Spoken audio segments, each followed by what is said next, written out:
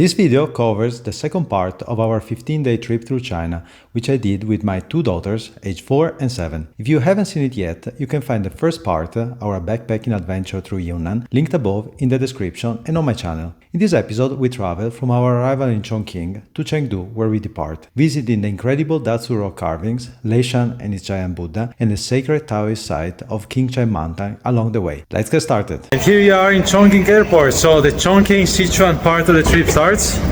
Now we collect the luggage, we take a DD car, and we go to the Dazu Rock Carving site. So we got to the hotel at this Dazu cave. It's a huge complex. It looks super luxurious, but I mean the room is just I think it's 47 euro per night. There is a golf cart that came to pick us up at the entrance. I don't see anybody around. It's also 10, so it's quite late. Only hotel in front of the gate of the Dazu Rock Carvings. This is the reception of the hotel. I find it amazing, even like these kind of places, which is now I saw it's like a 5-star hotel here. The personnel doesn't speak a word of English, no one, not even hello. Turns out that for, I think it's 47 euro, I need to double check. This is the room. It's crazy. It's a duplex room. There's a balcony that gives to a lake. I'm curious to see the view tomorrow morning. It's a huge hotel complex. I walked around a bit and I could not find the end of it. Could not cross a single person except the personnel driving the golf carts. And now from the hotel they drive us with the golf cart to the entrance of the park. And they are... Ciao! Ciao Peppa!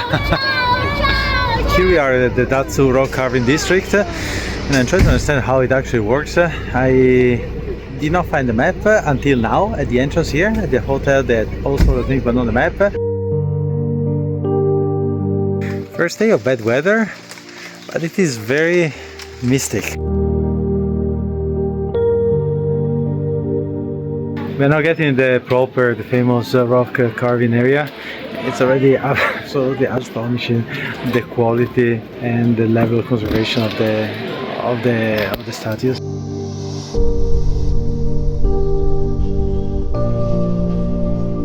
This behind me is the giant lying Buddha.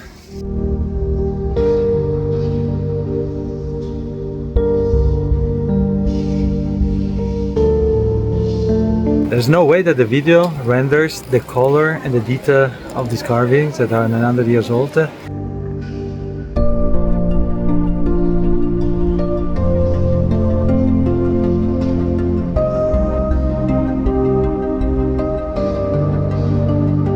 Here's the end of the rock carving area. The site is absolutely astonishing. It's incredible.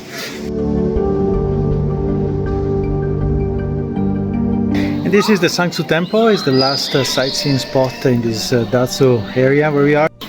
There's an old street here in the park. I'm not sure if it is somewhat original or reconstructed. And now we take a taxi to Chongqing. We arrived with a taxi to Chongqing and it is a megalopolis. If you come from the outside you see this jungle of huge high buildings. Here we got to the hotel in Chongqing. Now we hit the town. We have a pretty good view from our hotel room here.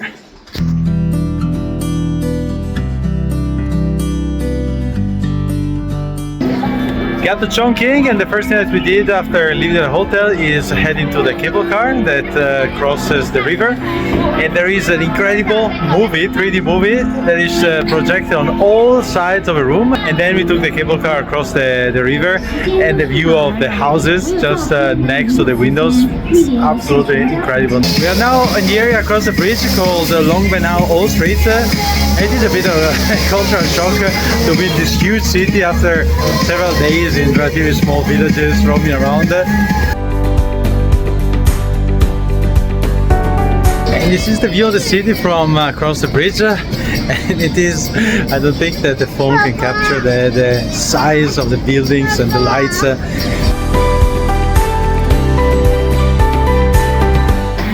And now the city has been lit up. I wonder if it is like Shanghai, that at 10 o'clock they switch off the lights.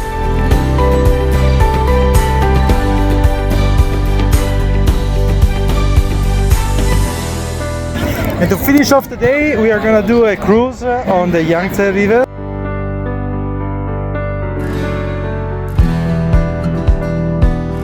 We are on the top floor, the VIP area of one of these cruises. I look at myself and it seems like a Photoshop. It's not.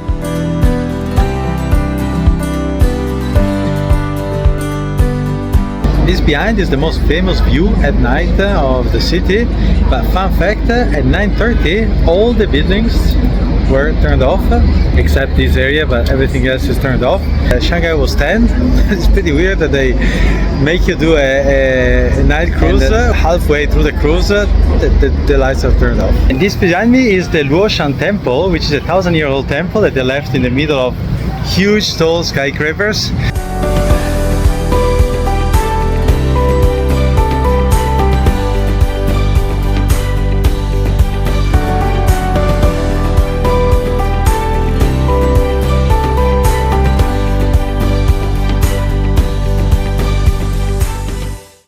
We arrived to Leshan, where there is the Giant Buddha, and for the afternoon we are in Sichuan. So we stopped for lunch in a place where they have flames on the menu for every dish, and we are in Sichuan, which is famous for very spicy food. The girls, we had to take something a bit more accessible.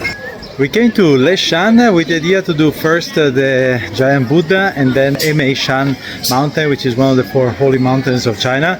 But then it's too complicated to go up this mountain because it takes 1.5 hours to go up by bus, then cable cars. So we are going to do a day roaming around the area around Leshan, and then tomorrow we're going to do the Giant Buddha. As we have time, we see what's around, and here there is an ebony culture center of Leshan. Let's see what is inside. It's another of these crazy places where we are absolutely the only tourists.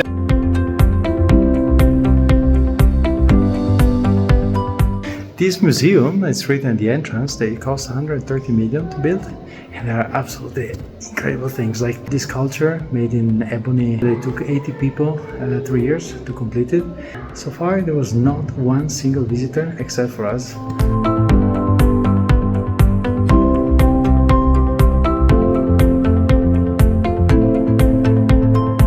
Here's a collection of thousands and thousands of statues.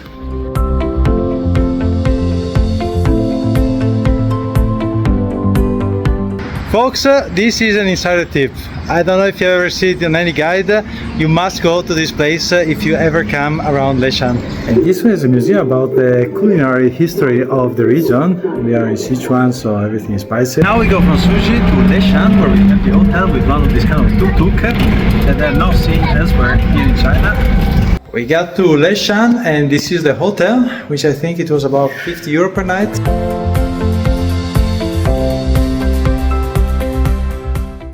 Started the day in Leshan, and my daughter is a little bit of an issue with the food here, so I was just looking for some bread, which is impossible to find, and I ended up in a local produce market. I'm not sure it's the best for her. We're now in the park where there is the Giant Buddha of Leshan. You see lots of people, but I think it's still a bit earlier than the major crowds because at the ticket office and entrance there was no queue at all. And this is the Giant Buddha of Leshan. It's huge, absolutely huge.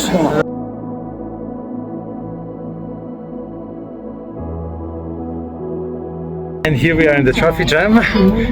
These are the steps to go down to the feet of the Buddha. And here is the Giant Buddha from the feet.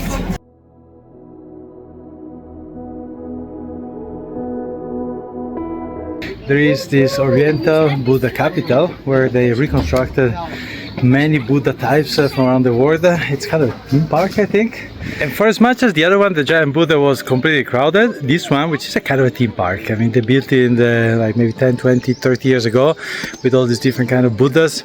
Here there's absolutely nobody. Empty, not one person. And I must say that they are very child friendly. So here usually kids who are taller than 120 meters, they need to pay. And I will say that, okay, one of the daughters is clearly more than 120, but maybe 130, 128. But they always say that she doesn't need to pay. This is, for example, this reconstruction of a Buddha pharmacist that they say, which is huge. Not yet entirely sure what to make out of this place. It has a certain beauty to it. The location in this lush forest and the reconstruction of the Buddhas are huge and they look very nice. But you know that they have been built 20, 30 years ago.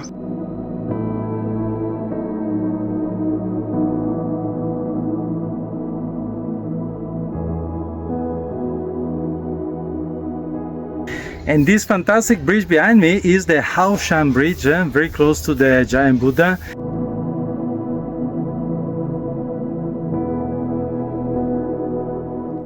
And inside this monastery there's a hall with hundreds, if not maybe thousands of statues, all color, but there's not one single of the character which has a normal face.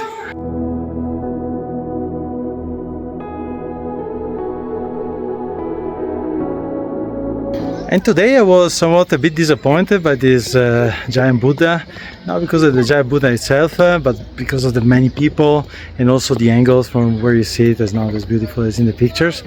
And then we walked around and we found some absolutely astonishing places.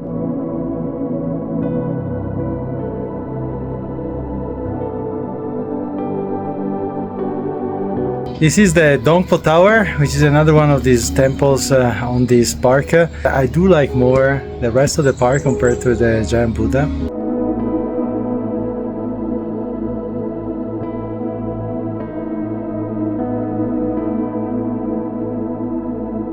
Same place as this morning. The light is even much better because it is in front of the Buddha and there's nobody. Now, before we were fighting to get the spot.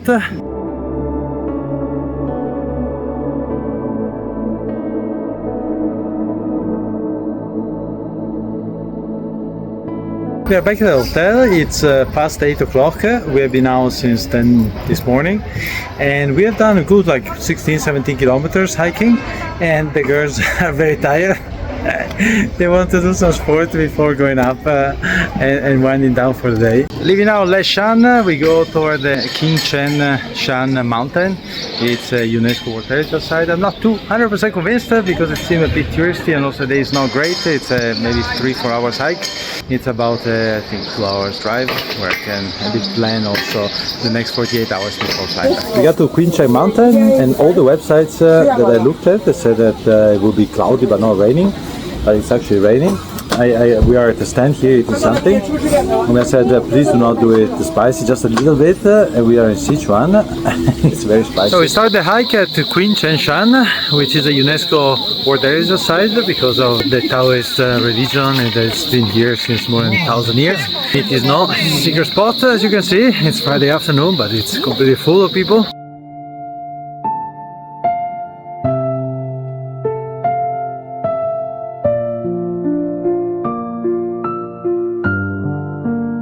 This is the highest point of this Qingcheng mountain, where there is this big pagoda, I forgot the name.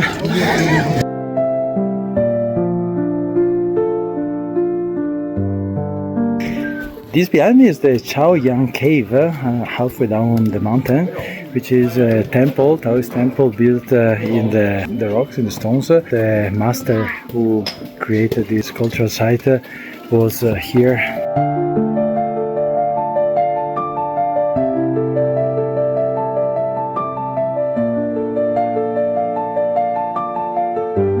This is one of the last temples on the way down. I don't remember the name anymore.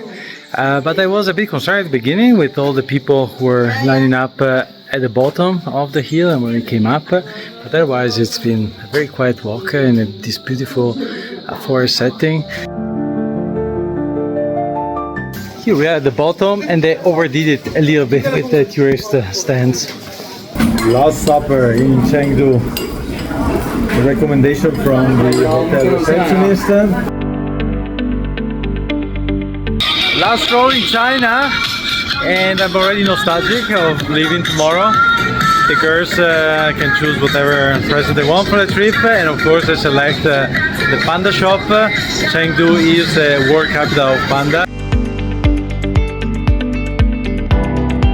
The city is a bit fixed with panda. There is panda everywhere.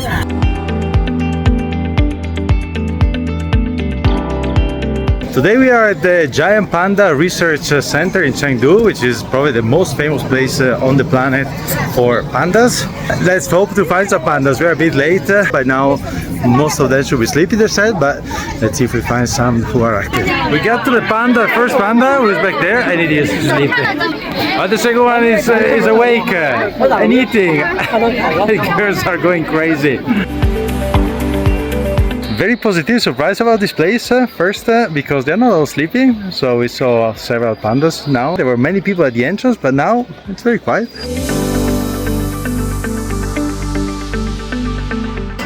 And now in a restaurant, we in the center of Chengdu, which is mentioned in the Michelin guide. One of the dishes, the same as we got yesterday, is shrimps with noodles. Now comes the sea bass.